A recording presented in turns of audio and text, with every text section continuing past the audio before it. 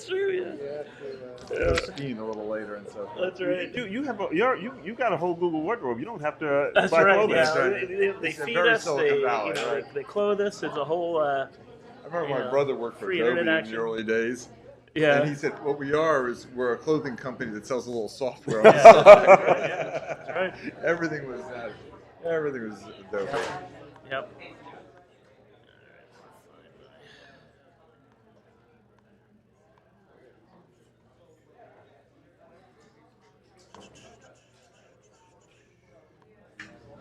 So your order, Larry, is do you have an order that you're willing to disclose in terms of talking through things? Yeah, I just did it. So that was the order that you're gonna go. You're gonna So go. that's your. So you carry a keyboard with Got you. it. Is that the Logitech? Yeah. This is it's a Zag. Yeah. So- I've tried them all, and none of them quite work for me. It's all right. I love this one. It Yeah, really works well for me. Let's try it again. I bought the Logitech. I'm going to give it to my wife because I just gave her And you got me an iPad. Okay, great. And my hands are too big for almost all of them. Yeah, this is my problem with the. I would love. I to know. have- This is not your rodeo, first rodeo. I know. Dude, I would love to be able to do an iPhone. Yeah. I'm there. There's nothing about it I don't like, except for I can't type. I need. You need to be able to type. I hate this device. Mhm. This is a terrible device. It's even worse phone, but it's got the one thing I need. Yeah. And so I keep telling people at Google, for example, we need an Android that's got this. I told Kent Walker, I said, I only have one word for you. Oh, you did Keyboard. see that? give me. They have give one me- keyboard. Keyboard. Where? Welcome to California. The how are you? Droid. What is it? The I'm glad you're here. What are we calling it? Always happy to be in my. There was one a I couple remember like this a year well. or two ago. You're saying That now, you do. now there isn't, huh? I haven't seen one. I mean, I can't believe you would do that. But there was one about What was he doing wrong? my IT department to stay away from. It was before. It was actually the Motorola before Google. Huh. That's interesting. So, but that's what I need. Yeah. That's Blair the man was something, so like I would address Hey, do you have the? Do you don't have the deck on? Do you have the deck with the talk points turned on? I'm a little On the worried which about one? it. The deck with the talk points, great. Oh, he's also not going to be next chairman. Yeah. You got it. Be next chairman. so Yep. it's No. okay. Thank you. I don't know, but it won't be Larry. There's no upside. There's no reason to. I mean, I like Larry, but why would you make him chairman? Yeah, it doesn't seem to me like No, the industry doesn't want him, and that will be enough. okay. I mean, they don't dislike him, but no one in the industry is like, we want Larry Strickland. And I like Larry, but I don't see that happening. Blair, you think he's got a shot? Les got a shot because he's close to a lot of people in the White House. Yeah. Yeah. But he's also got a lot of detractors. Well, he's telling me. David, anything else while you're in town? Nope.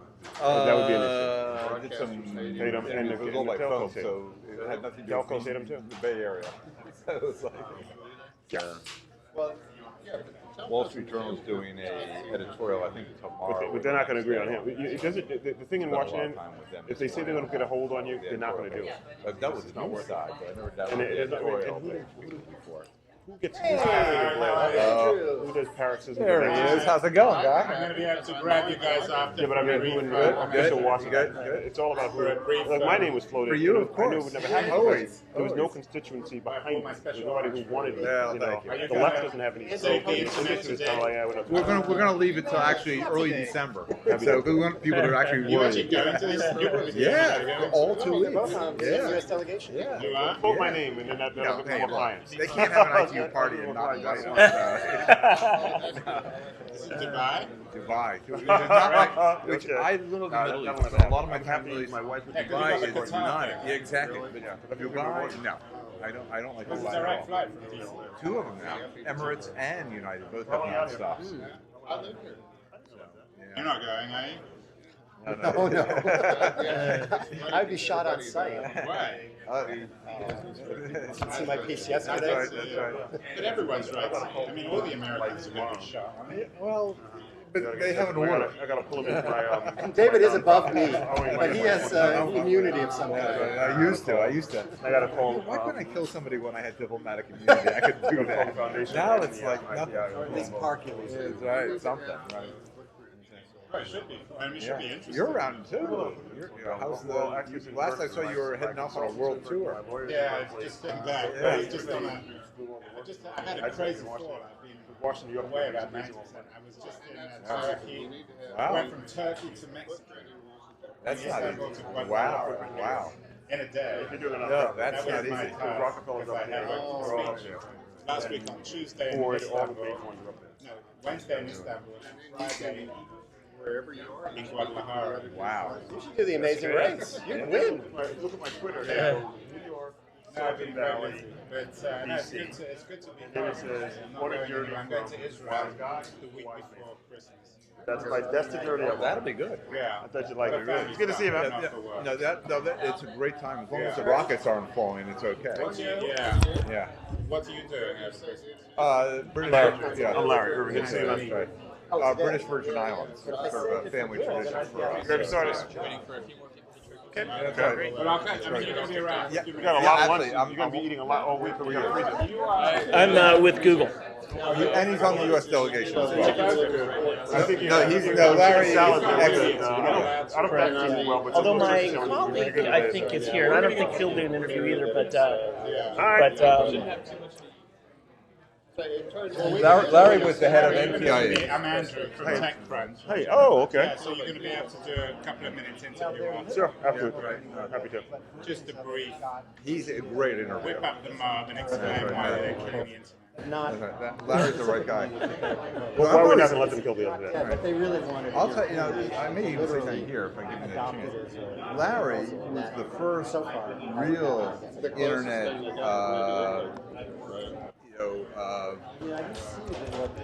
what's the right term? I was gonna say evangelist. Before Vince. Evangelist is a good one, right? Before it was cool. For the Way government. before it was. But I'll put a little context to it. 93, 94, 95, I had Assistant Secretary of Commerce.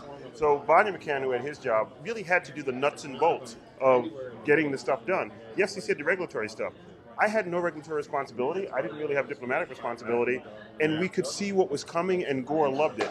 So somebody kind of had to lay the table and say, particularly like on the 92, on the WTO in 96, say, you guys can do what you want to in terms of regulating it. This thing called the internet is going to completely change all that. Why are we doing this crazy stuff? And so that was my job. But this is when the internet really was nothing. 1 million people. Really was nothing. 1 million people. Yeah, really nothing. 1990. People all thought it was going to crash. In 1992, I did transition for Obama. I sent a memo up. There were 1 million people on the internet in 1992. 1 million people, and most of them were academics. There are 1.6 billion today. Yeah. 2.2 billion. 2 billion. 2.2, 2.3. 2.3 billion today. From 1 million. Right. 20 years ago. 20 years ago today. 20 years ago today. Yeah. Well, that's a good. I will say It's that. not broken, right?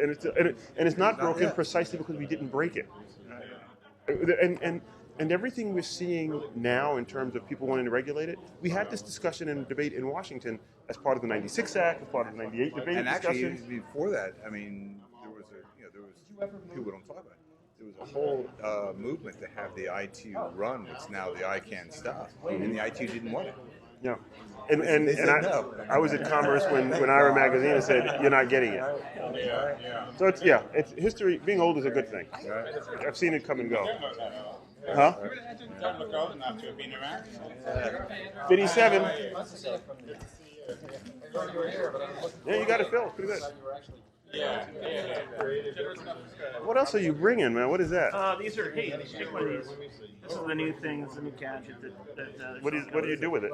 you take this and you stick it on the back of your phone, and then you use it. Oh, yeah, I've seen these. Yeah. Oh, this is Cool. Yeah. Someone else might be right. Clean your screens. Oh, no way. Yeah. It's really tricky for us because because we have such. We're We're gonna get started. We've got I'm ready for Zoom. Yeah, right. That's fine.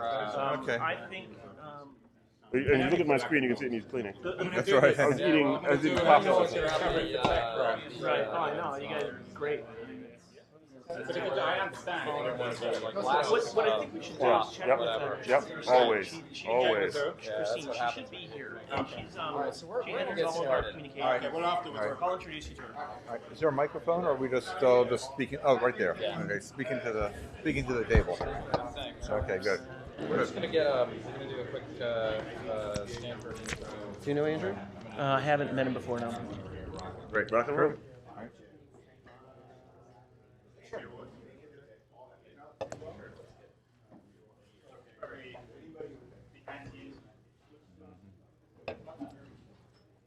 Okay.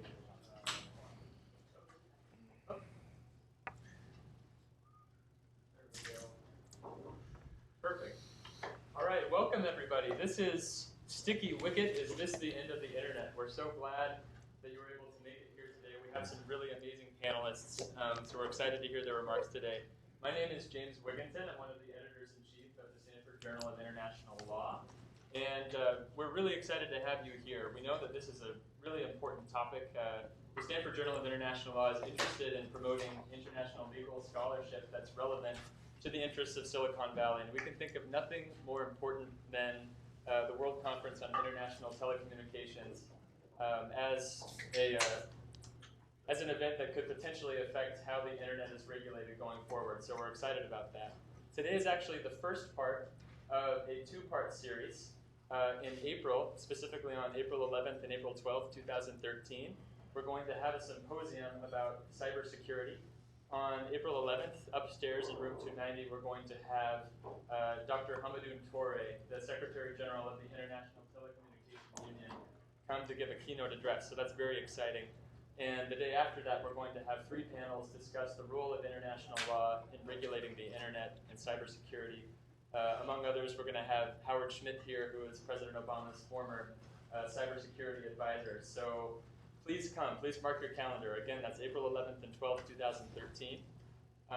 Now, without further ado, I'd like to turn the time over to Mike Montgomery, the Executive Director of CALinnovates, and he will introduce the panel topic and some of the speakers. Thanks. I'm going to keep it really short. Thank you for coming. We've been putting this together with the Journal of International Law for a number of months now, and it's really come together. But 2 quick points. One, we're tweeting, the hashtag is Wicket Stanford, that's WCIT Stanford.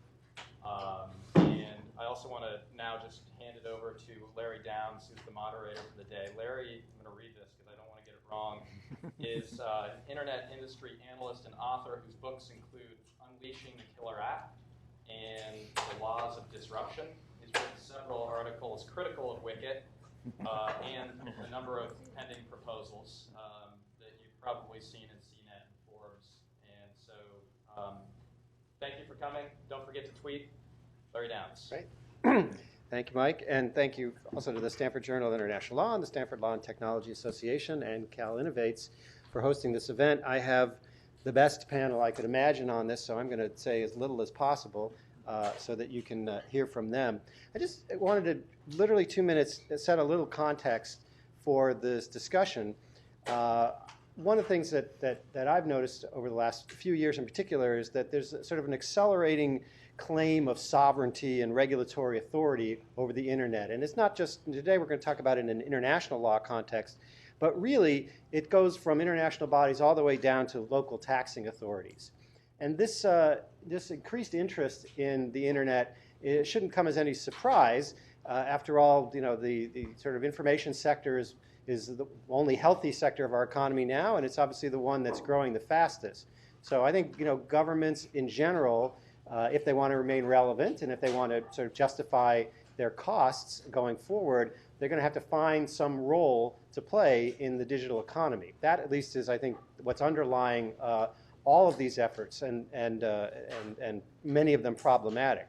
The reason it's problematic is all that sort of traditional regulators have to bring to the party here is kind of industrial area laws and industrial era institutions to use in trying to solve 21st century problems in what is, an incredibly dynamic industry and a world which is changing very quickly. And so one of the things that we see regularly is kind of what I think of as the unintended consequences, where a lot of, well-meaning or well-intended efforts to solve internet-related problems using these 19th century tools wind up not only not solving the problems, but of course the problems have mutated dramatically in the interim while the laws are getting passed or while the court cases are being worked out. And what we're left with is a sort of a weird set of dead letters that can come back to life and be resurrected in ways that were certainly not intended by the people who drafted them, and which can lead to some very bizarre and often counterproductive results. So that's sort of my kind of general viewpoint and why I've been particularly concerned about the upcoming conference.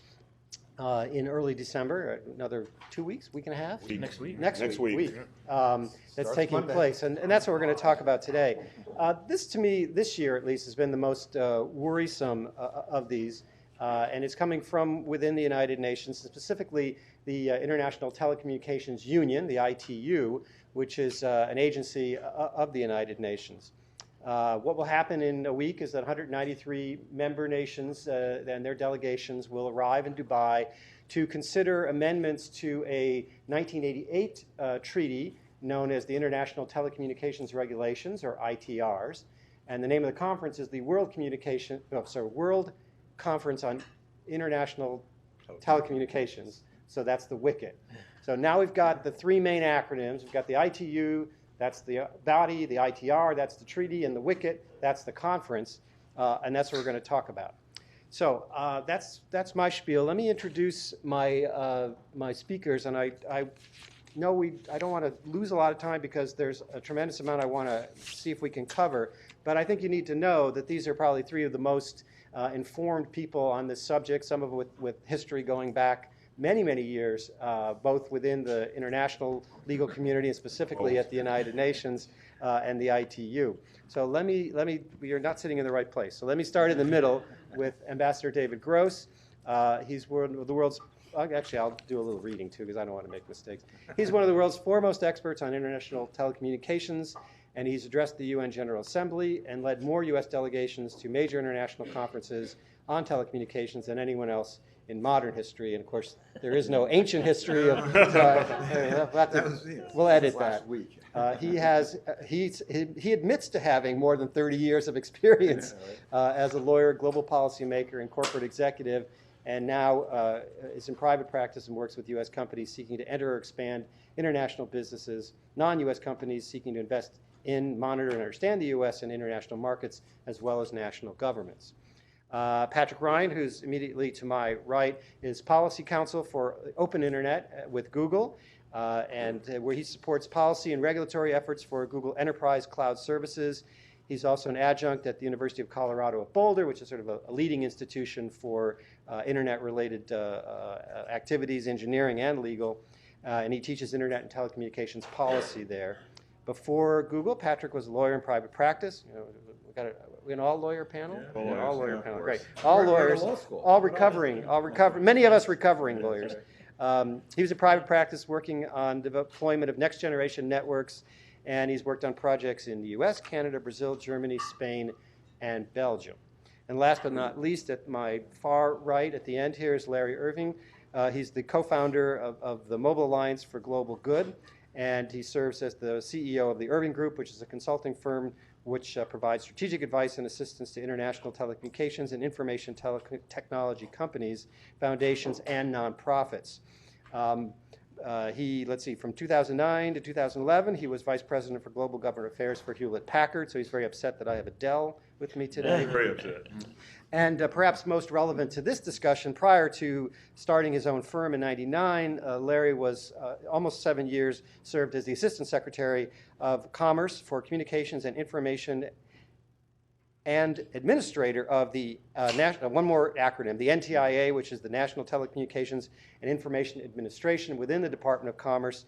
And he was their principal advisor to the President, Vice President, and Secretary of Commerce on domestic and international telecommunications and information technology issues. So that's a lot of horsepower that we've got to bring to this topic, but we know it's worth the effort.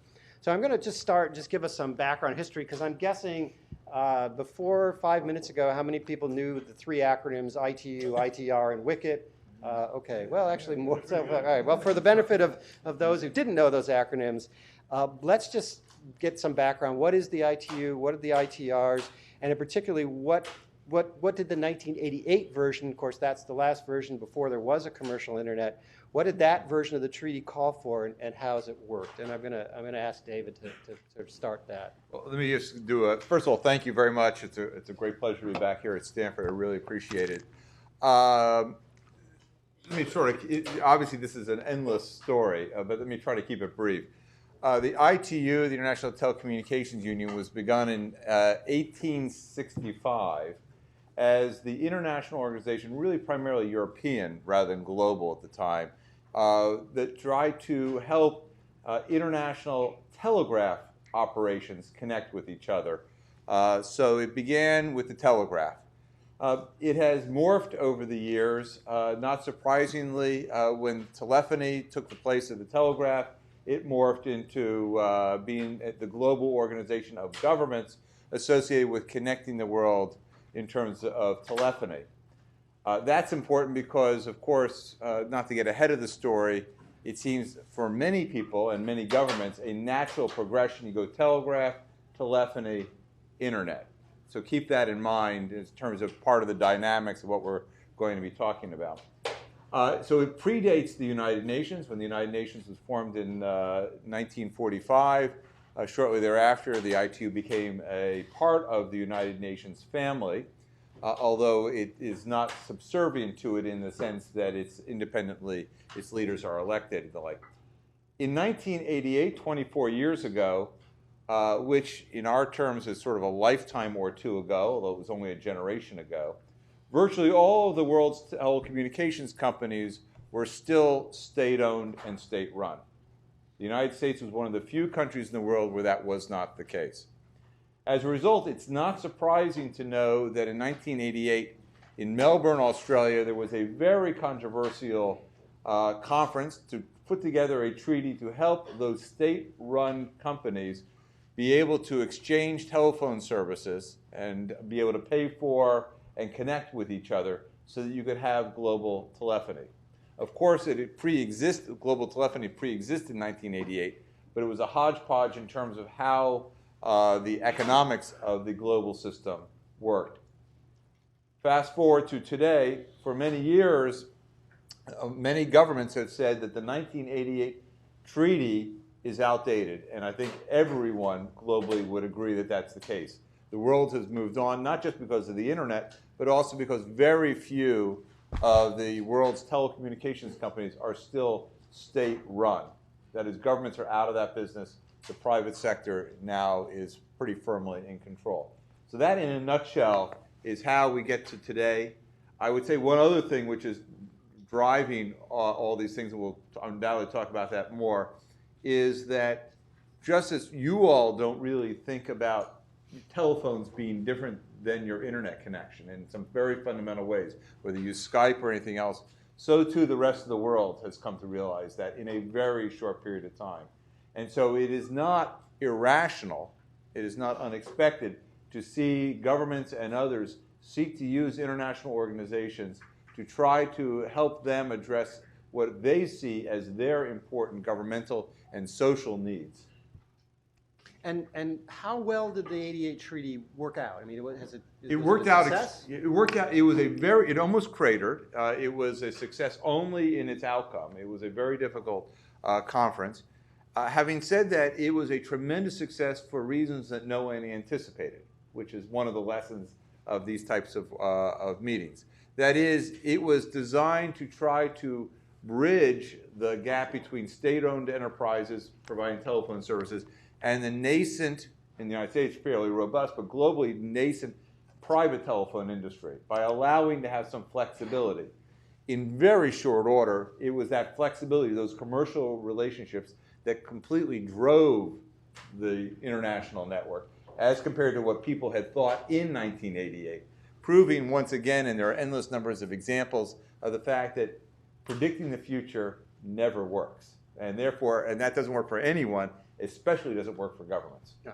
Okay, great. And I'm going to come to you in a second, Larry. I neglected to mention that both Ambassador Gross and Patrick are delegates members of the U.S. delegation to this conference, so they may be somewhat constrained in what they can tell us. We'll today. have Larry say all the really provocative But Larry, stuff. you're not so constrained. So let me ask you, from your time in the government, obviously we said the '88 treaty was kind of before the commercial internet. How did U.S. policy generally evolve during your time in government with regard to the internet, and how regulators should or could approach it? So a couple of things. 20 years ago to today, I was in the Clinton administration transition team. So the day after the election, I went over to the Clinton administration, and I was one of three people who had internet policy as part of our purview. I was part of the Obama transition team 4 years ago. There were 70 people doing internet technology issues. So in a 16-year span, we more than, I don't know, what's the number you could use? 20 times. 20 More times. than 20 times increase Yeah. in the number of people doing internet policy. Actually more than 22 times the number of people doing internet policy. We were really trying to get folks out of the mindset of state-owned enterprise. We're talking about competition, we're talking about open networks. We're trying really hard to get the privatization of the networks. And so what the 1988 treaty really did, it didn't drill down. It was a very high-level, high-minded set of principles as opposed to a prescriptive set of this is what you will and won't do. And so you could piggyback on what 1988 did. But from the when we started looking at the internet and seeing how disruptive it was going to be, within the administration, we adopted, the Clinton administration, as Democrats, we adopted the Hippocratic Oath for the internet. First, do no harm. We don't know what this thing is, we don't know how big it can be, but we do know that regulation could strangle it. And so we really tried hard to avoid regulating it. And pretty much for 20 years we have in this nation. And a lot of what you're seeing internationally, you also saw in the United States. People saw this internet. Fear is a great driver, and people like to regulate that which they fear. And so folks would see this thing, they didn't understand it, so let's regulate it. That would have been exactly the wrong prescription for the growth of the internet as we know it. Whether it was the 1996 Telecom Act in the United States, the 1996 WTO Trade Act on IT, the United States government, through the Clinton administration, Republican and Democrats, all resisted the urge to regulate the internet, and it has worked very well. Let me give you one statistic. 1999, when I left government, half the world had never used a telephone, half the world lived 2 or more hours travel time from the nearest telephone. Because of privatization, because of mobile technology, because of the internet, we now have a world in which 75% of the people on this planet have access to a phone. There are 6 billion phones on this planet, and 2 billion of those phones can access the internet. None of that would have happened but for the kind of high-minded thought that the 1988 treaty projected. But what we're trying to do now is take a 1988 treaty, a 25-year-old treaty that talked about public switch telephone networks, and graft principles that come back from there onto the internet, and it is not going to work. So if you want to stifle innovation, if you want to destroy the progress we've made as a planet, you would take the model that we used in 1988. What we did in 1988 was take the principles of openness, competition, privatization, and propel more investment than you've ever seen. And let me give you one of the statistics. In 2 years, 2015, 2 years from January 2015, we're going to see a $1.5 trillion industry just in wireless. And most of that will be wireless data. That's not going to happen if we have a regulatory model that stifles investment. And trust me, having served on the board of COBAT and have worked for a number of Fortune 10 companies, having them as my clients, the one thing that will stifle investment is regulation when people don't understand the regulation and can't anticipate how the regulation is going to hobble investment. The reason you saw the investment that you saw in telecom and IT in the 90s, because of the openness of the 96 Telecom Act that drove a lot of investment in this country, but also the competition and privatization we saw across the planet, drove the investment that created the infrastructure that allows precisely the type of progress we've seen with the internet and wireless technology over the last 10 years. So I think a great testament to your time in government is my favorite statistic, which is today there are more people in the United States have access to broadband internet than have access to indoor plumbing. And you know, It's true. Yeah. But I'll tell you how bureaucrats work. True story. 1999, 1998, I'm sitting in the Commerce Department. The Census Bureau is a part of the Commerce Department. I did these reports called the digital divide was kind of my beat, and I did these reports called Falling Through the Net. Who's online, who's not online? So I go to the Census Department, and I say, you know what? It's a new millennium. The internet's this great thing. People have computers. Why don't we, for the decennial census, why don't we have a question? Do you have a computer in your home? And do you have the internet at home? And do you have broadband? 3 questions, and then we will know from 2000, and we'll know forevermore. We start that as a baseline. Census was willing to buy it. They went to Congress. And in order to put 3 questions on, because of some act, they had to take 3 questions off. And rural senators said, we have to have the indoor plumbing question, an outhouse question on the census. So the reason there was no question about the internet on the 2000 census was because we had to have a question about indoor plumbing. Now, we wouldn't have the statistic if we didn't have that, but that's how bureaucracies and governments think and work. We will never know what what our baseline was because we know how much indoor plumbing we have in the United States. I'm glad the question started. All right, I want to bring Patrick to discussion, and I want to switch to the wicket in a second. But let's talk a little about the ITU, because Patrick, you've written several papers suggesting, fairly substantive both kind of process reform and organizational reform that you think would make the ITU a more viable player in terms of internet and maybe even internet regulation. Tell us a little about, what's the problem at the ITU? What do they not do that would be necessary for them to be useful in this discussion? Well, I think I think it's useful to look at some of the other areas of what we call internet governance, which is this multi-stakeholder world. It's a term that is become very popular this year, and the organization that comes to mind is a model in many ways, is the IETF, which is the Internet Engineering Task Force. Now, a lot of people haven't heard about the IETF because it's a really odd organization. It actually has no formal corporate personality as an organization of itself. It's a group of engineers that get together 3 times a year around the world to develop internet standards, and everything that they do is posted online, and they're provided a corporate structure, so to speak, from the Internet Society, which is a member of civil society. And the work that happens at the IETF is really amazing. I mean, you can see at all times right now, if you go on the IETF website, you can see what is being proposed in terms of the standards. You can see who's proposing them. You can interact with the proposers to find out who else is on the team working on a particular project. You can jump in the conversation. You can travel to where the meeting is held. If you're unable to travel, you can join by video. It's a very participatory group. The motto is that pretty much anybody can participate. It's really a true meritocracy. It doesn't matter whether you're from a corporation or from teenager. Exactly, or from government. And so I think that is looking at the work of the IETF is really, for me, the model of what a good multi-stakeholder organization is. Now, there's a lot of things that need to be improved with the IETF. I mean, there's I think many more opportunities to bring the developing world into the conversation, to internationalize it in many other ways. And I think for those of you that are students, maybe researching a topic, right, something to write about, this is, I think, an area that's really ripe for further research, is writing about the IETF and its work and sort of its future in light of many of these things. But I think that's contrast that to the ITU. Exactly. So how's that different?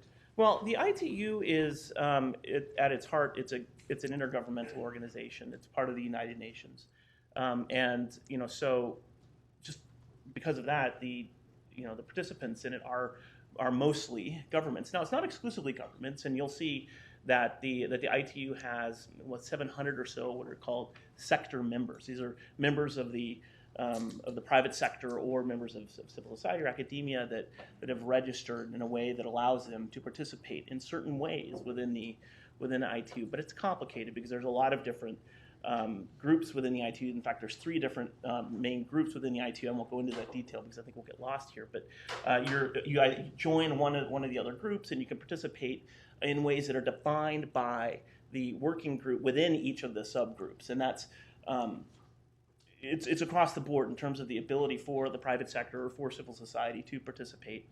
And for the most part, they can't unless they are a paying member and a regular contributor to the ITU. Again, that's very different than the IETF, where I could wake up tomorrow and decide I want to participate in it. I don't have to pay a fee. I'm jumping in and I'm joining the conversation.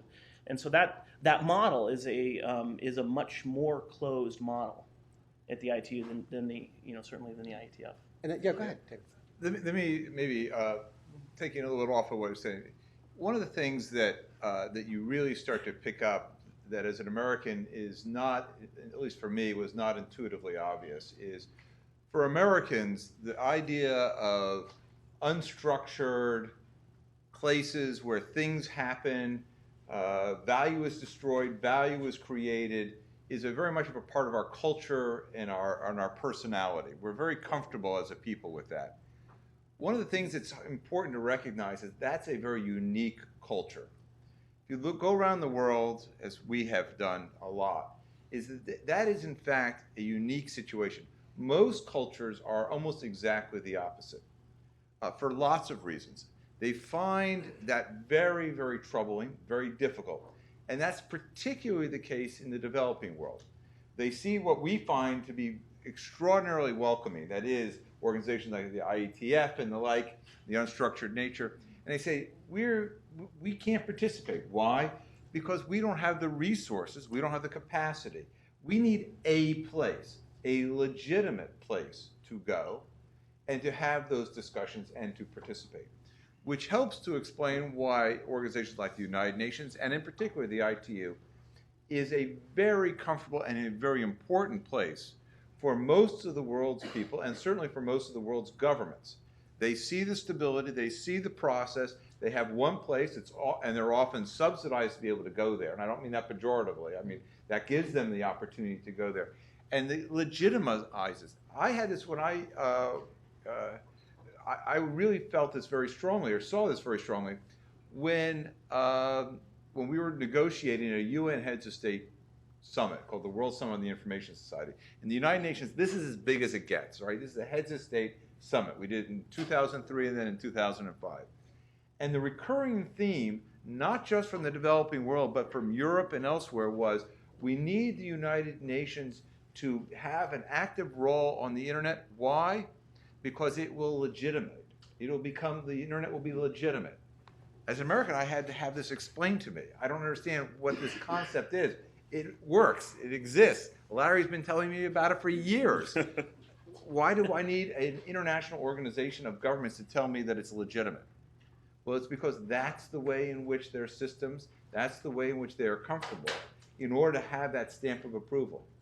And so, as Americans, it's very important for us to understand that for what is for us very natural and easy, for most of the world, is very difficult and very hard, which also helps to explain our comparative advantage in the technology and otherwise. So one of the things that's been, the WCIT has been really criticized for over this last several months is its lack of transparency. The proposals that are being debated, that are being offered as amendments to the ITRs are not made available to the public. And of course, internet users, we expect not only to participate in the debate, we certainly expect to be allowed to see what is being discussed, especially when it has such fundamental potential impact on the internet. Patrick, why is that so hard for the ITU? Why things are leaking out like a sieve? So why did they just not give up the ghost and open up the process? So at least, if not to comment on it, at least that people could see it and decide, yes, it's dangerous, or no, it's not dangerous. Right. Well, I think that's an excellent question, and it's one I'm asking as well. I'd love to see a lot more transparency, and many of us would like to see more transparency. With the ITU for the standards work that it does, for the proposed rules in the treaty making conference, the ability to access documents and see what's being drafted is a real subject of concern. There are something like 200 pages of draft documents that are available. If you have access to them. WikiLeaks has done a great job of sort of opening up. Bringing some transparency to it. There's some other sites as well. .next has recently put up a site. You have to register for it, but it allows access in a new way a little bit because he's converted the owners converted the documents to HTML, so you can search, which is an added feature. But I can't think of any good reason as to why there wouldn't be more transparency. At the ITU. David knows a good reason. Yeah. Well, this came up. The ITU has a governing body, sort of like a board of directors that meets once a year called their council, which is made up of governments because the ITU is an intergovernmental organization, special talked about. And Hamidou Touré, who is the Secretary General of the ITU, a very experienced political person, someone we all know very, very well, who's from Mali, made a proposal to open it up, realizing that this was a source of great criticism. And interestingly, what was driving him, and in his presentation to the council, which I was there for, he said it was less SOPA and PIPA, although that clearly is in the back of his mind. It was more ACTA, because ACTA, which is another acronym for Anti-Counterfeiting Treaty Agreement. Had just been voted down in Europe basically on transparency grounds, having been negotiated by governments. And he didn't want whatever comes out of WCIT to suffer the same fate. That is, you negotiate something, and it turns out that nothing happens because it doesn't get enacted. So he had a proposal basically to open everything up. Secretary General of the ITU open everything up. It was rejected by Council. Council is made up of governments, a number of governments from the Middle East, Russia, China, said, no, that's not how we do business. We are open enough. We will be able to represent our people in typical way that many governments think of these things. People don't have to worry about it. The government will worry for them about these things. And it would open it up too much.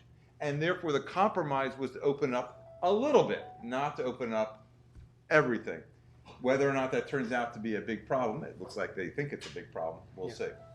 Yeah, let me just add one thing. You know, the ITU has done a lot of good work in the past 10 years on this stuff, to be honest with you. 10 years ago, when I was doing my PhD research I wrote a chapter about the ITU. I went down to Geneva and spent a few weeks there and was quite impressed. I spent some time in the library, and they gave me a password to what they call their TIES account, which is the database that has all of the information for the ITU, and I was able to access it and research it. And I thought, wow, this is a really interesting organization, does a lot of wonderful work.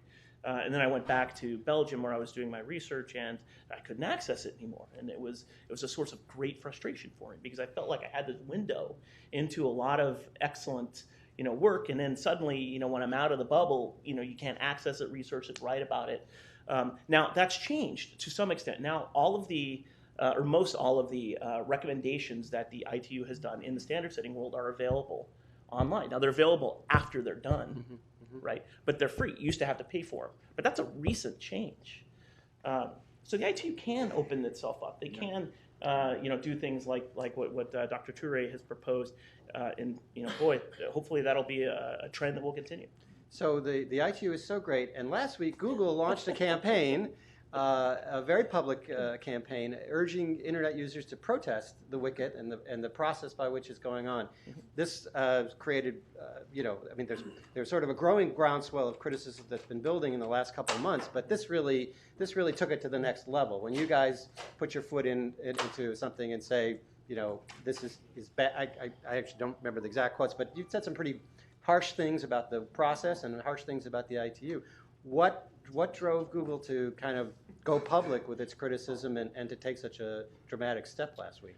Well, look, Google is a company that owes its success in many ways to the multi-stakeholder system that has developed all of the open standards that make the internet work. Things like the IETF, ICANN, and there's a whole acronym soup of organizations that are part of this multi-stakeholder system.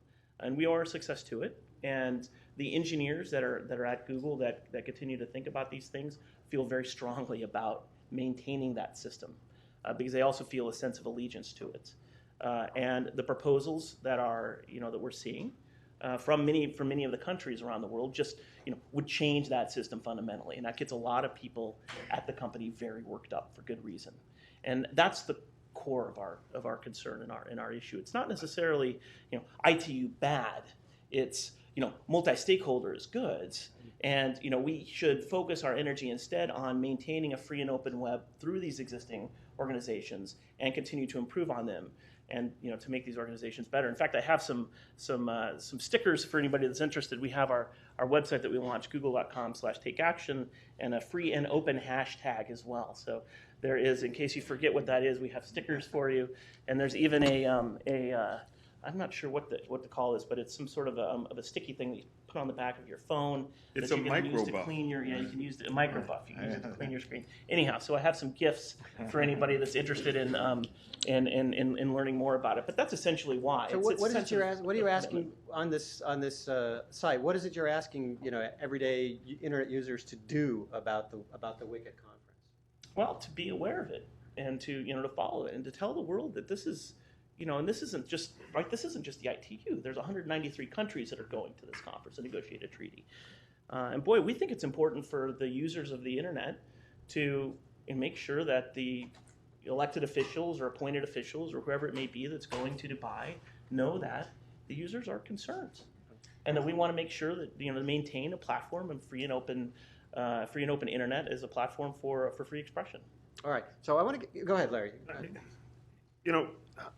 Dr. Ture Hamadoun, we all know him, and he has an almost impossible job. Because what he has is 193 countries. And imagine if you ran an organization where 75 to 100 people were members of the Tea Party, and then you had another 60 or 70 who all lived in the Upper West Side of Manhattan. They come from fundamentally different theoretical constructs. So for a lot of nations, we see the internet, and we see what's happening to the internet is all good and wonderful and empowering and life-affirming and doing good things for people and helping us with healthcare and helping with education and bringing communication people and allowing folks to find access to clean water and create markets. And for other folks, what they've seen is, well, wait a minute, we used to get we had these telephone tariffs, and we had these ways of getting billions of dollars from the developed world into our pockets. And wait a minute, we used to be able to control what people saw. And wait a minute, we have a culture in which it's all top down, and that's being disruptive. And any disruptive technology gets a pushback from those folks who are being disrupted. So from our perspective, we have 20 years experience with the internet. And that experience is being disrupted by a bunch of folks who really don't understand it, who are fearful of it, and without a lot of knowledge from our perspective, are saying to the one guy who might be able to slow this train down, yo, slow the train down. And from their perspective, we've lost money, we've lost power. When I used to run around the world in the 90s as one of the few people in the United States talking about technology, I was called an information imperialist. I was called a cyber colonialist. There was a sense that we were trying to force the English language on folks across the country. There are more people who speak. Right now, the most predominant language on the internet today is Chinese, but it took 12, 15 years before we got to that point. And so what you're seeing is a lot of fear of the unknown, but even more, and one of the things that, and this isn't Hamadou's problem, one of the biggest problems is just corruption. There was so much free cash that flew into the old telecommunications world. A lot of people hate seeing that go. I must have met a couple of hundred telecom ministers. I know at least 20 who've been indicted or convicted for just out-and-out corruption over the last 10 or 15 years, and you must know at least as many. And there are some nations where I could literally know that the guy who came in the job would be in jail in 5 years because that's what they do. And it's just a little bit of a problem when you're talking about free and open access to knowledge and information. So Hamadou has a very difficult job. He's got to square this fear, paranoia, desire for a return to the old days on a large part of his constituency, maybe majority of his constituency, with the reality of what the internet has caused for not just them, but for the world. Because I don't think there's been a more empowering technology, the internet. And now that computer that any of y'all, that phone that you're holding in any of your hands has more computing power than the desktop computer I left at the Commerce Department in 1999, and it's in 2 billion hands. It's still there. Exactly. My successor inherited that desktop. All right, so Dr. Ture has a difficult job, but now the United States has a difficult job here as well. I want to come to you, David, on this. Why don't you tell us, sort of going into the conference, I mean, one of the things that has come up in this conversation is it's the U.S. against the world. First of all, just tell us, what is the U.S. government's position on WCIT and what kinds of changes the government is willing or not willing to consider, and why is this not sort of a U.S. against the world kind of problem? And then I want to get to some of the substantive proposals that are most worrisome. Sure, and let me just play a little bit off of what Larry was just saying, because in many respects, in historic terms, it would be us and a few other nations against the world. That was true at the World Summit on the Information Society. Even Europe, I would say, for much of the negotiating period, was not on the same side we were on, for many of the reasons that we've outlined. But I think, at its heart, that's not the case now, in part because the internet itself has transformed so many billions of people's lives, has brought information without having the same sort of doors to keeping people away from having access to what was really going on.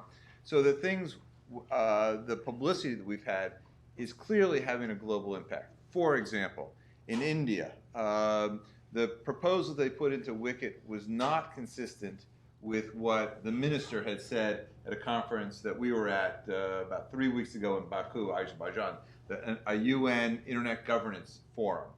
And because of that difference between what they were actually submitting and what the minister said, created a firestorm of press in India. And the minister is now having meetings with civil society, which they would not have had before, with industry, which they would not have had before. and looking to modify and to change these positions. European Parliament just this past week had a resolution that looks an awful lot like the sort of thing you see the U.S. Congress talk about the importance of the internet, about free and flow of information, about not having top-down regulation. You know, that's a sea change. We see this in place after place after place. So in fact, the unifying, I think the theory here is that from the U.S. government's perspective, it's not the U.S. government versus other governments. It's the people of the United States trying to find common ground with the people of the rest of the world and trying to help those people become empowered. In some countries it's easier than others, to be able to have an influence on their governments. And I think, 5, 10 years ago, that sounded good but didn't work. But now, I think actually this treaty conference may be historic for a number of reasons, but maybe it may well be historic because we may really see the global political power of the internet starting to come really to mature. So what is it that the U.S. wants? And can you break that down, by the Sure. way, between Republicans and Democrats? Yeah, this is one of the things. Now, Larry and I have always gotten along very well, regardless, because we've known each other since we were little children. But in a world of Washington where we live, where people are basically defined by that which they differ on, each one having their particular hardcore view about whatever it is. It is extraordinary. And this has been true, as Larry pointed out, for 20 plus years in the United States. The only difference between Republicans and Democrats, between liberals and conservatives on this, is who can be harder on the freedom of the internet. And it's sometimes entertaining to watch these politicians who know just enough to be dangerous to compete with each other on these things. So we have a unanimous sense of the Congress, both from the House and the Senate, in support of a free and open internet. That was true when I had the honor of leading U.S. delegations in 2005 at the UN Heads of State Summit. We had a unanimous sense of the Congress, which was extraordinarily useful. Extraordinarily unusual also. Very unusual. And the fact, it's actually bewildering to the rest of the world. As many of you know, maybe you all know, but for most Americans don't know, Americans, by and large, know very little about other governmental systems, but everybody else knows our system backwards and forward. And it's perplexing to them to actually see, and I will say Hamadoun Touré is still trying to get his head around, even though he's lived in the United States and 3 of his 4 kids are U.S. citizens. He still doesn't quite understand, I'm afraid, the fact that how unified the American political structure is on these issues. Because he keeps thinking that it's going to, it's being done for political benefit one way or another. It actually is one of the great unifiers in Washington right now. Yes, we finally found something to be bipartisan about. And it's important to seize it and keep it. well, That's nonpartisan. Right. That's right. Which I think is Okay. even more important than bipartisan. Right. Yeah. And I'll give you a sense of how this works. So I'm in a meeting back in November, December of last year, and we were talking about what we were going to do and who we were going to do it with. And I'm a Democrat, for those who haven't figured it out, and David, the Republican, those who haven't figured it out. And we're looking at who needed to be part of this discussion. And to a person, which I think was all lefties, all Democrats, said, well, David Gross has got to be at the table or it doesn't start. He's one of the most respected diplomats, not just in the United States, but abroad. And this is it's a relatively specialized community of people who understand how these processes work. And the reason they've been successful and closed for so long is if you can keep a small club and you agree among yourselves how you're going to divide up the pie, it's pretty easy to do some things that benefits each one of you and maybe not the larger public. By opening this up to the public, what's the old sunlight sanitizes? Right. I mean, what we're trying to do is use the power of the internet and use the power of the sanitation of sunlight, of letting folks see how this is really going, not just the United States and those who already believe in the philosophy we have, but for the rest of the world. Because folks know that because they have the internet now, they have some healthcare options they didn't have. They know they have educational options. That there's this thing called the Khan Academy that 3,500 videos that you can get anywhere on the planet that helps you educate your kid in a host of different things. They recognize they now have a phone. And by the way, those telephone rates you were paying for international calls, you can now use this thing called Skype, and all of a sudden it's basically free. People get it, and they need to understand that regulating the internet in a stupid way can take a lot of those benefits away, particularly for people at the bottom, and I hate this term in some ways, at the bottom of the pyramid. It's easy for us who are kind of fat and happy in the West to pay additional fees. But for people for whom living in their country to call their brother or cousin who'd emigrated to Europe or the United States or to Japan was a week's salary. Well, that doesn't exist anymore. But that week's salary went somewhere in that country, and they would like to capture that money back and that power back. So there's a, we're trying not to say that they're right or they're wrong. We think we're right. But we say, here's our argument, here's their argument, you make the call. All right, so I want to talk about the substance of some of these proposals now, and I also want to leave a fair amount of time for questions from the audience. So let's sort of move it up quickly. So right now, Patrick, go to you first. To what extent does the ITRs deal with the internet at all? And do you think, as part of this amendment process, should it enhance it? Should it add it? Should it do anything? What's the current relationship with the internet and the treaty, and what should be the relationship?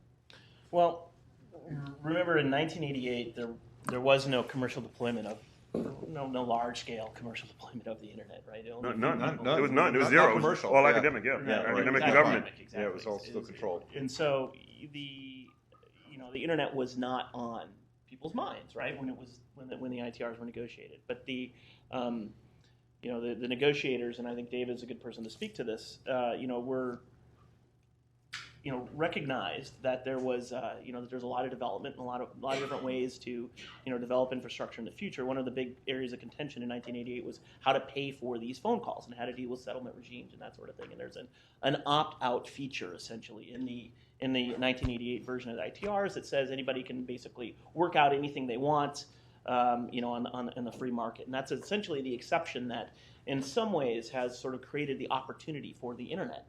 Because there is no mandated payment model, there is no mandated settlement regime for the internet. Is there to some extent is in the telephone world, even though that also has an exception. So the internet wasn't part of the 1988 ITRs. You'll see a lot of people debate and get into very passionate debates as to whether or not the definitions within the ITRs already include the internet, because it's I'd have to read it, but any electronic transmission, that sort of thing, right? And so you can sort of see that people look at this and say, hey, well, you're just describing the internet here. These guys were visionaries, right, in 1988, even though they didn't know it. So the internet isn't in the ITR. Some people will read that it may be based on some of the wording, but it was developed for the telecommunications world, right? In 1988, as David said, this was a time when there were state-run monopolies for the most part, and there really was no separation between the state, government representatives that would go to the ITU and that would go home and then operate the telephone network, and so it was the same thing. But and that's essentially it. I mean, we want to in many ways maintain the openness of the internet by maintaining those existing multi-stakeholder groups that developed the internet and brought it where as far as it has come so far. And if you start enshrining certain things around the internet in an international treaty, that can lock down and displace a lot of the other groups that have been doing the standards work, the work for domain names, IP allocation, that sort of thing. Okay, and so Larry, some of the proposals that have leaked out, in fact, and particularly in the last week and a half now, the Russian Federation proposals are explicit about changing that governance model to some extent, or back to a large extent. Do you think that it makes sense for the treaties to take authority away from the IETF and ICANN and other multi-stakeholder organizations and give it to the national governments, maybe with or without the ITU's oversight, or do you think these are all bad proposals? I think they're profoundly bad proposals. I think profoundly bad for a couple of reasons. Very few governments understand the internet, and by the way, the pace of the internet is such that it's almost impossible for other companies to keep up, much less regulatory entities or countries. Let me give an example. When I was in government, the European Union, and I'd have these meetings. We had a meeting in Brussels. We had a meeting in South Africa. There were efforts by folks in Europe to regulate Microsoft because Microsoft was a dominant player, and there was no way anybody was able to compete with Microsoft unless there was huge regulation on the part of various points. Google didn't really exist when I left government in terms of a large commercial player. YouTube wasn't out there. There's no such thing as Facebook. I mean, most of the players we're talking about, and regulation would be misdirected. If you really think about it, none of us had one of these 7 years ago. 7 years ago, this device didn't exist. None have had one of these 4 years ago. Right now, there's a $35 tablet, so somebody trying to regulate this would completely miss the fact that there's now going to be a tablet that in India, if you have $35, you can go buy a tablet that gives you access to all the wonders of the world. There is always going to be an effort to regulate, but generally that effort, when you're talking about internet speed, we're not regulatory Usain Bolts. We cannot keep up with the pace of the internet, and we really shouldn't try to. And that's the thing that's so frightening, because the internet, the desire to control or to regulate the internet generally comes from a fear of some consequence that technology or the marketplace will take care of. And the multi-stakeholder processes generally have people who are in the cutting edge of not only where the net is, but where it's going to be. And I always remember my old boss, Ed Marcus, said this about the internet back 20 years ago. There's good and there's bad news about the internet in Washington. What's the good news? Well, the good news is everybody in Washington loves the internet and is fully supportive of the internet. And what's the bad news? Nobody in Washington has a clue what the internet's all about. Well, we'll take that on a global scale. Everybody loves the internet, but most of them have no idea. How many years ago did we hear about a senior senator who had regulatory authority for the internet who talked about tubes? All right, the internet is a series of tubes, and if you haven't seen this video, go to Google, go to YouTube, and look up Ted Stevens and internet and tubes. It's hysterical. Well, you have people who are the global equivalent of Ted Stevens who now want to regulate the internet. How could that be a good thing? How could that turn out well? All right, so back to you, David. I want to talk about some of the harshest criticisms of the WCIT and now the ITU is that this treaty negotiation is going to allow national governments to sort of curb free speech, censor content, take over of the internet by the United Nations. What proposals are they talking about, and how accurate are those characterizations? Well, there's a lot of misinformation, and there's also a lot of good information out there that sounds hysterical at times. In terms of, there are now proposals for just about everything. So if you hear something that's really bad, there probably is a proposal somewhere about this. So for example, the ITU has been saying for a long period of time in print and in speeches that there are no proposals on the table to replace ICANN. Well, that may or may not have been true, depending on how you read certain proposals, until about 10 days ago when the Russians put in one proposal, then withdrew the proposal, and then put another proposal in, which has a whole section on the internet. So the answer is a major world power has put in black and white. It took a little while because it was in Russian originally, but we now have it, and it's very explicit. So yes, it's there. On the content side, the ITU has always prided itself as being a technical part of the United Nations. One of the reasons why governments that otherwise don't get along can have substantive discussions. The ITU always talks about the fact that I would have these negotiations with the Iranians, and Iranians would support our position, which sometimes is embarrassing for a diplomat. But part of it was because it was in technical issues. Having said that, there are some very troubling proposals having to do with spam, which nobody likes by definition. But spam is also, by definition, a content issue. What is one person's spam is another person's political speech. And who gets to decide that? That's right, exactly, or texting. Exactly. So that there's a whole series of things that on their surface may not look like it's particularly sensitive, but as you peel it down, it is. It's important to recognize, however, that governments like China and others already have, of course, extraordinary freedom to do whatever bad things or good things they want to do within their territory. And so to some degree, this is also a discussion about what happens across borders and what is our position with regard to making more legitimate bad things that may otherwise happen. And conversely, how do we help put pressure on those governments who are doing things that we think are illegitimate to do the right thing?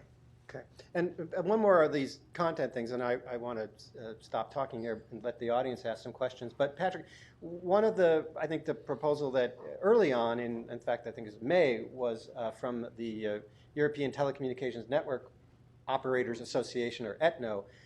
That was more of a financial related proposal. That got people very upset too. What was that one about, and how did Google feel about that one? Well, so a group of European telecommunications providers. It's not all of the telecommunication providers in Europe. A lot of people think that this is like sort of a position from all of the telecom operators in Europe. It's not. It's a trade association that has many of the large operators in Europe, but it does not include the companies like Vodafone and British Telecom. They're big players that aren't part of it.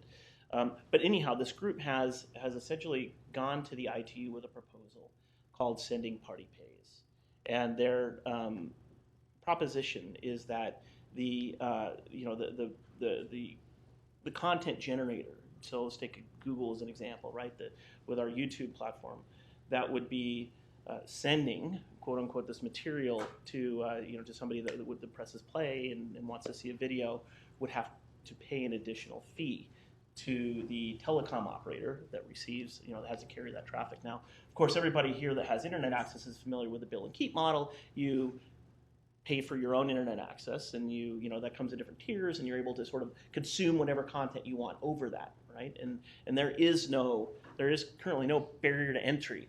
If I wanted to in my garage set up my own server, doesn't matter where I'm based, I could do that and create an opportunity for people to receive my content anywhere in the world. I don't have to pay a toll. I don't have to go an agreement with the telecom operators. I don't even necessarily know where my information is going.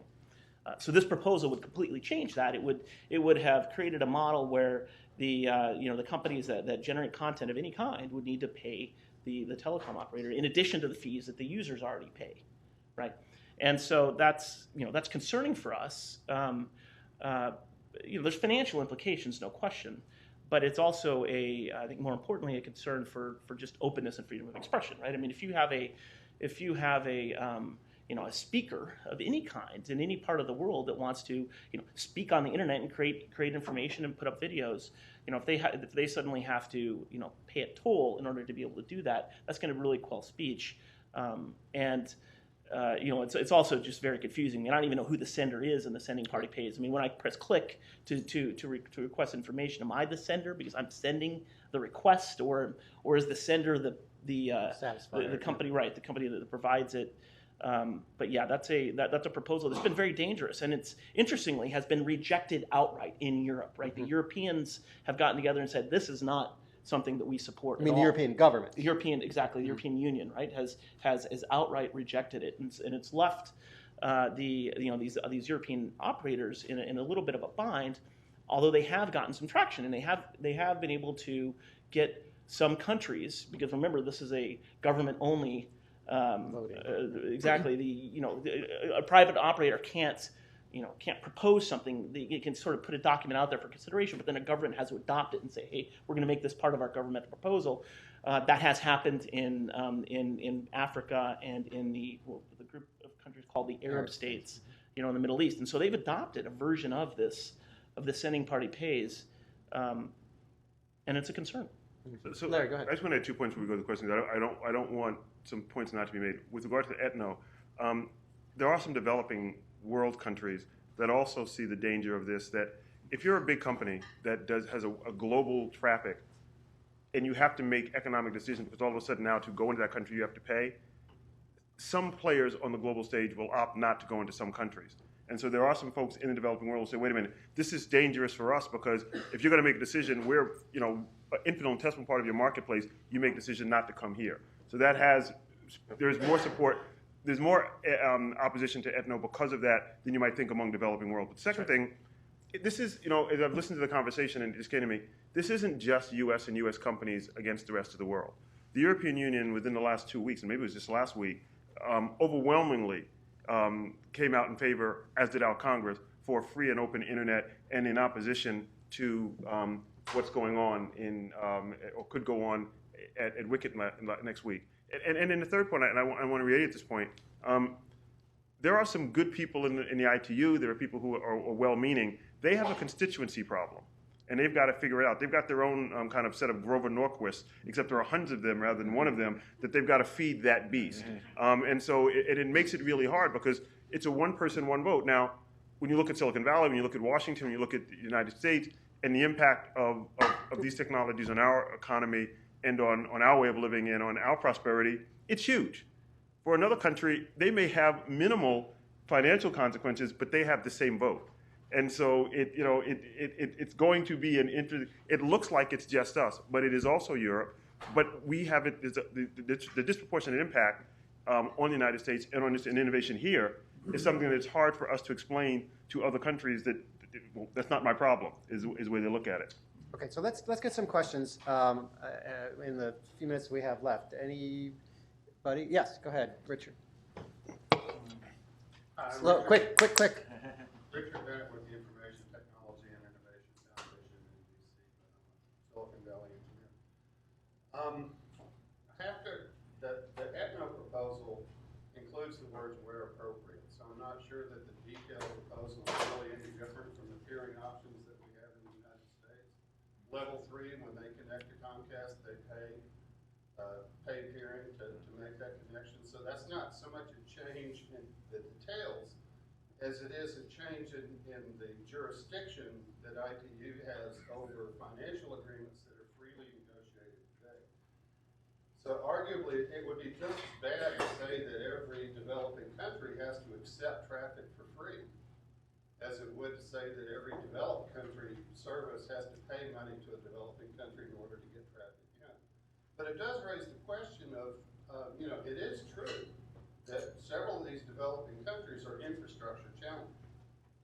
I mean, they inherited, basically a not even ready for DSL copper infrastructure. They're trying to upgrade that at the same time that the biggest stress on their communication infrastructure isn't internet service, it's cellular service.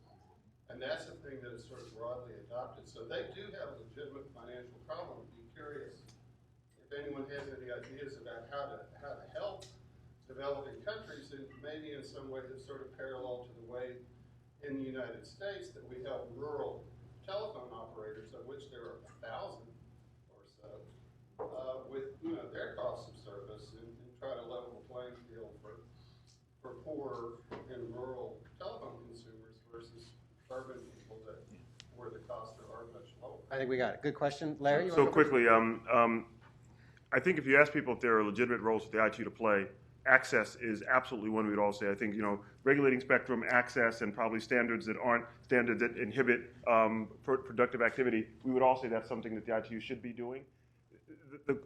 We have an uneconomic subsidy system here in the United States, and I'm not sure I'd want to graft that uneconomic subsidy system onto the rest of the world. But I do think the developed world, and I do think that the technology world has an obligation to work with the ITU and to work with the developing world to figure out how to get a technological solution and to bring technology to those countries. There's absolutely no disagreement, I don't think, with any of us here, that we have to do something. But I don't know that I'm almost certain I wouldn't take a system and try to move out from under the United States and graft it into a global stage. Related to that is, yes, there's a problem, but that was sort of the excuse that was given in the old days for the settlements regime that we had in telephony.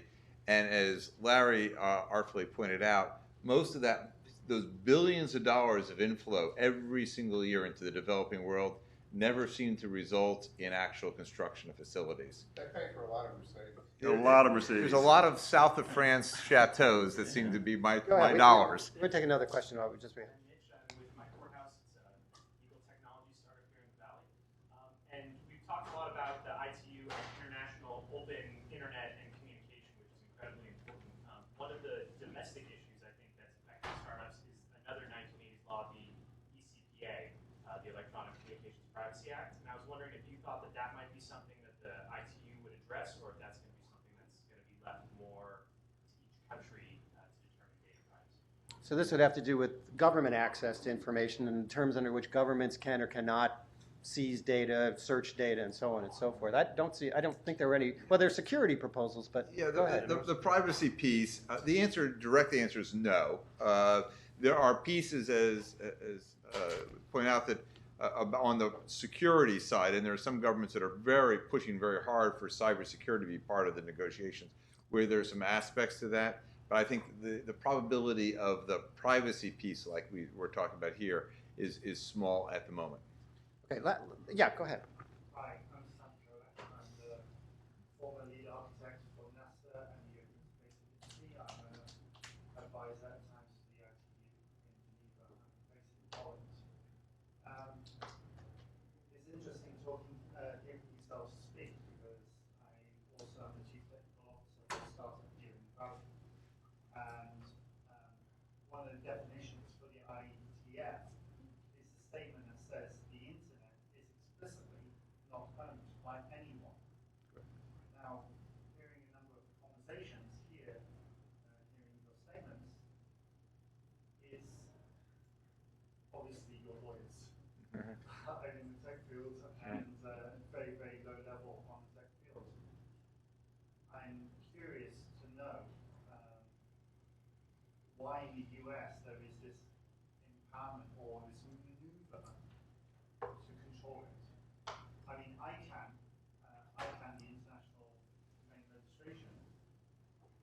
supposed to be is under discussion about moving into a UN-based organization.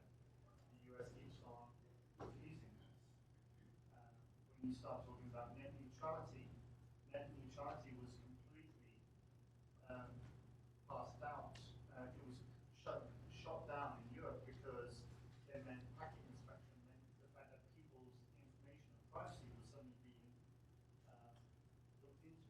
In Europe, we have a fundamental thing about making sure the fact that people are protected from prying eyes and so on and so forth. Whereas EPCA, I hear that there are changes going through government at the moment. In the US, why is there such a control or requirement to control the internet as it stands? I mean, And I guess I disagree with the fundamental premise, because I actually believe that, and everything I've tried to do in my professional career, is to not have any government or entity control the internet. Not the large telecom providers, not the large content providers, not the government, not any individuals, not well-heeled folks. And the multi-stakeholder processes, whether it's ICANN, or, I think, when I was Assistant Secretary of Commerce in 1998 when ICANN, when the first move on ICANN was made. ICANN didn't exist. I had that portfolio. And one of the things we were trying to make sure happened was that it didn't get politicized, that it wasn't nation states that were making determinations with regard to ICANN's functionality, but rather it was the folks who built, who engineered, who developed, who innovated, who were the decision makers with regard to how ICANN was going to go forward. I'd much rather stake my belief in folks like you and like Richard and folks who actually are engineers and who are doing this out of a love for the process, as opposed to people who are making political calculations. And so we're not trying to have the United States own it, but we are trying desperately to keep any other nation or group of nations from having the ability to distort something that's worked incredibly well, or disrupt a process that's benefited, we think, the planet. We're gonna have to stop there because we're out of time. But the last question I would have asked, which we just leave it for you guys to think about, is, of course, regardless of what happens in Dubai, this is not by any means the end of conversations about international governance of the internet by nation states or anybody else. So we encourage you to continue following this story long after the WCIT conference is over. And I want to thank my distinguished panelists for a great session.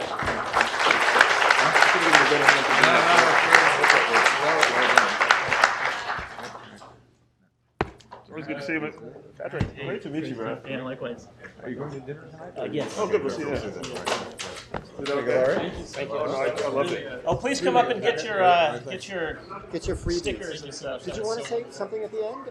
That was great. I didn't mean to cut you off. That was perfect. That was Right on. perfect. Yeah, that was a really interesting discussion. Good. Well, thank you. I have some more questions. I am, yes. I did too. Maybe at another time. Have you been there? I'm flying from Denver to Frankfurt. Ah, okay. Then. Okay. Hi. Oh, hello. How are you? Good to see you. No, I'm fine. you have a second? Yeah, no, that's right. Do you mind, I was doggedly taking notes. I exhausted my arms. Do you mind if I No. I